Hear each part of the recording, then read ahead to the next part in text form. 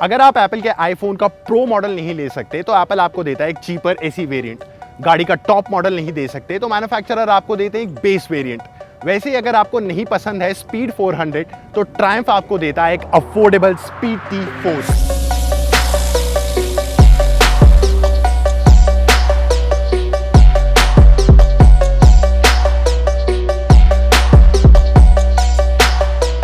नमस्कार दोस्तों, मेरा नाम है करण। स्वागत करता हूं जागरण हाईटेक के एक लेटेस्ट वीडियो में। आज हमारे साथ है सिर्फ इंडिया की ही नहीं बल्कि मैं कहूंगा वर्ल्ड की सबसे अफोर्डेबल ट्रायम्फ।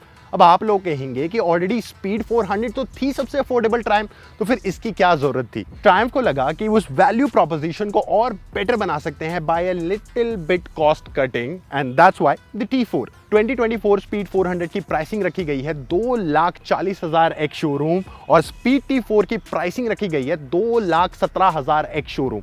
अब दोनों में 23,000 का डिफरेंस आ जाता है, लेकिन उस 23,000 के डिफरेंस में आपको क्या क्या चीजें नहीं मिलती हैं स्पीड T4 में, सबसे पहले हम उन्हीं के बारे में जानेंगे। अगर मैं दोनों बाइक्स को कंपेयर कर रहा हूं तो मुझे शुरुआत करनी चाहिए इंजन से। ऑब्वियसली दोनों में आपको मिलता है 400 सीसी TR सीरीज का single cylinder liquid cooled engine, लेकिन T4 में आपको मिलती है एक छोटी थ्रॉटल बॉडी, एक different air box, cam shaft उसकी टाइमिंग भी अलग है और कैम शाफ्ट के इनर्शिया में 31% का इंक्रीज है। इसकी पावर को भी कम कर दिया गया है। अब स्पीड T4 प्रोड्यूस करती है 31 bhp और 36 न्यूटन मीटर का टॉर्क, जबकि स्पीड 400 प्रोड्यूस करती है 40 bhp और 37.5 न्यूटन मीटर का टॉर्क। अब कुछ ऐसी डिफरेंसेस के बारे में बात करेंगे जिन्हें आप इजीली अपनी आंखों से नोटिस कर लेंगे। स्पीड 400 में आपको मिलते हैं सुंदर अपसाइड डाउन गोल्डन कलर के फोक्स, लेकिन स्पीड T4 में आपको मिलेंगे नॉर्मल टेलीस्कोपिक फोक्स। स्पीड 400 में आपको मिलते हैं वर्जेस्टिन के स्टिकी रेडियल टायर्स, लेकिन स्पीड T4 में आपको मिलेंगे MRF के बायस्प्लाई टायर्स। टायर्स के पास ही एक और डिफरेंस है, जो ब्रेक कैलिपर है स्पीड T4 में एक्सियली माउंटेड है, लेकिन स्पीड 400 में वही ब्रेक कैलिपर रेडियली माउंटेड है। और ब्रेक कैलिपर के अंदर भी एक डिफरेंस है। स्पीड T4 में आपको मिलेंगे ऑर्गेनिक ब्रेक पैड्स, लेकिन स्पीड 400 में आपको मिलेंगे सिंटर्ड ब्रेक पैड्स, लेकिन उनका सर्विस इंटरवल थोड़ा सा छोटा हो जाएगा।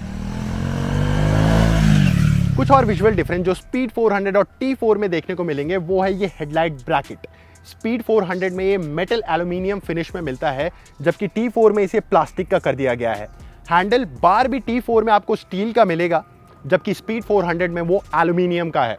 बार एंड मिरर्स आपको T4 में नहीं मिलेंगे। एडजस्टेबल ब्रेक लीवर्स भी आपको T4 में नहीं मिलने वाले। स्पीड 400 में आपको मिलेंगे सुंदर एल्यूमिनियम फिनिश वाले foot rest for rider and pillion, but speed T4 में वही चीज हो जाती है प्लास्टिक की और इसके ऊपर लगा है रबर। स्प्रॉकेट में भी डिफरेंस है। स्पीड 400 में आपको मिलेगा 42 टीथ का स्प्रॉकेट, लेकिन यहीं स्पीड T4 में आपको मिलेगा 39 टीथ का स्प्रॉकेट। रियर टायर में भी डिफरेंस है। स्पीड 400 में 150 सेक्शन का रियर टायर, जबकि स्पीड T4 में आपको मिलेगा एक छोटा 140 सेक्शन का रियर टायर। एक बहुत ही मेजर डिफरेंस है दोनों बाइक्स में, वो है ट्रैक्शन कंट्रोल और राइड बाय वायर थ्रॉटल का। जी हाँ, ये दोनों चीजें आपको सैडली स्पीड T4 में नहीं मिलने वाली। तो हमने सारे डिफरेंसेस कवर कर लिए स्पीड T4 और स्पीड 400 में। अब हम ये जानते हैं कि ये डिफरेंसेस हमारे राइडिंग डायनामिक्स पर किस तरीके से असर डालते हैं। अब जैसे कि मैंने बताया, इस इंजन को एक डिफरेंट स्टेट ऑफ ट्यून पर ले जाया गया है as compared to the speed 400। तो ये लोअर आरपीएम्स पर काफी ज्यादा टॉर्क प्रोड्यूस करता है। 2500 आरपीएम से लेके 55 आरपीएम तक आपके पास 85% ऑफ द टॉर्क अवेलेबल है। थर्ड गियर पर 20 kmph पर भी चला सकते हैं। आप थ्रॉटल घुमाइए और बाइक बिल्कुल भी स्टटर नहीं करेगी, वो इजीली आगे चली जाएगी। जबकि स्पीड 400 कहीं ना कहीं हायर आरपीएम्स पर आपको कंप्लीट टॉर्क प्रोवाइड करती है। स्पीड 400 का इंजन थोड़ा सा रेव हैप्पी है, उसे आपको काफी रेव करना पड़ता है to take the power out of it, लेकिन T4 में ऐसा नहीं है। You just have to twist the throttle a little bit and you are good to go. Engine के इस कैरेक्टर की वजह से ये काफ़ी अच्छी टूरिंग बाइक बन सकती है। आप 100 kmph की स्पीड पे इजीली इसे क्रूज कर सकते हैं। सिटीज़ के लिए भी काफ़ी अच्छी बाइक है, क्योंकि आपको गियर चेंज करने की ज़्यादा ज़रूरत नहीं पड़ेगी। इवन आपको फर्स्ट गियर में कभी शिफ्ट करने की ज़रूरत ही ना पड़े। आप सेकेंड या थर्ड गियर में इस बाइक को कहीं से भी पिक कर सकते हैं and it will not let you down. तो ओवरऑल ये है काफ़ी रिलैक्स्ड मोटरसाइकिल, काफ़ी ईजी गोइंग मोटरसाइकिल उन लोगों के लिए जिन्हें कहीं जाने की जल्दी ना हो।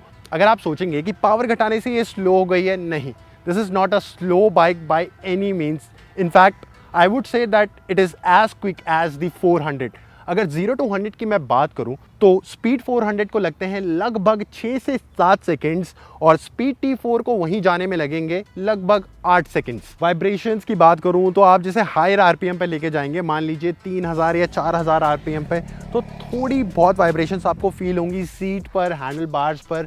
लेकिन आप इसे अगर उससे ऊपर ले जाएं तो वो वाइब्रेशंस धीरे धीरे कम होने लगती है, सेटल होने लगती है। ब्रेकिंग के बारे में अगर बात करें, जैसे मैंने बताया था कि स्पीड 400 में आपको सिंटर्ड पैड्स मिल जाते हैं प्लस रेडियली माउंटेड कैलिपर है, लेकिन स्पीड T4 में है axially mounted caliper and organic pads, जिसकी वजह से braking performance is a hit और मिस।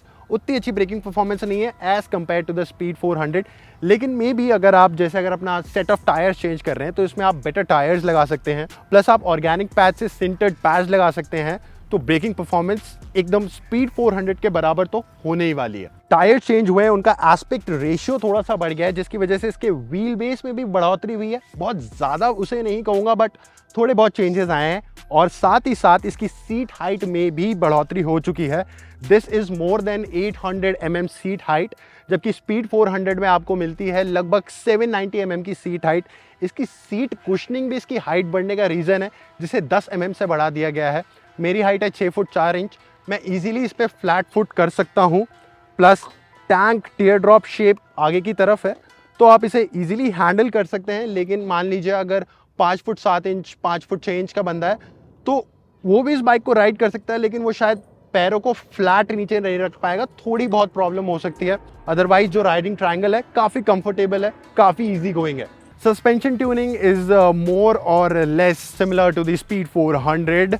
पीछे का जो सस्पेंशन है उसमें थोड़े बहुत डिफरेंसेस लाए गए हैं due to different offset of weight, but अगर मैं इसे स्पीड 400 से कंपेयर करना चाहूँ then there is no major difference. Obviously speed 400 वाला ही फ्रेम है, स्टील ट्यूबुलर, व्हील बेस थोड़ा सा बड़ा हो लेकिन उससे हैंडलिंग पे कोई भी फर्क नहीं पड़ता। It is very similar to the speed 400। अगर मैं फ्यूल एफिशिएंसी की बात करूँ, the speed 400 is rated eight 26 kmpl, जबकि स्पीड T4 रेटेड है on 30 kmpl। So you can travel more kilometers with the T4 और ये बहुत अच्छी बात है फ्यूल इकोनॉमिक कॉन्शियस लोगों के लिए। अगर मैं डिज़ाइन की बात करूँ तो दोनों बाइक्स में कोई भी डिफरेंसेस नहीं है।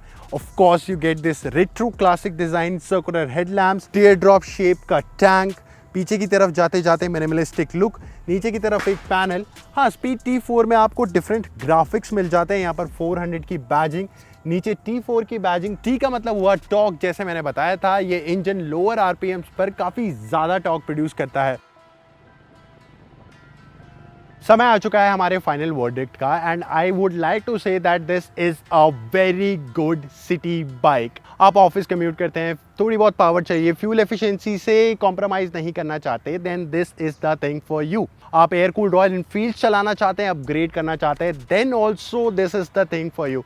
मैवरिक लेने की सोच रहे हैं, then you should test ride this bike. मेरी बस एक कंप्लेंट है ट्रायम्फ से, जितने भी कॉस्ट कटिंग मेजर्स लिए गए हैं, जिन भी चीज़ों को माइनस किया गया है, उसके हिसाब से 23K का डिफरेंस मुझे ज़्यादा नहीं लगता। अगर ये प्राइस्ड होती है अराउंड 190 या फिर 2 लाख रुपीज़, देन हंटर लेने वाला अपने बजट को थोड़ा बहुत एक्सपैंड करके इस बाइक को ले सकता था। आपका इस बारे में क्या कहना है मुझे कमेंट्स पे ज़रूर बताएं। इस वीडियो को लाइक और शेयर करें और ऐसी कूल बाइक्स के लिए जागरण हाईटेक को सब्सक्राइब करें। This is your host Karan signing off. See you next time.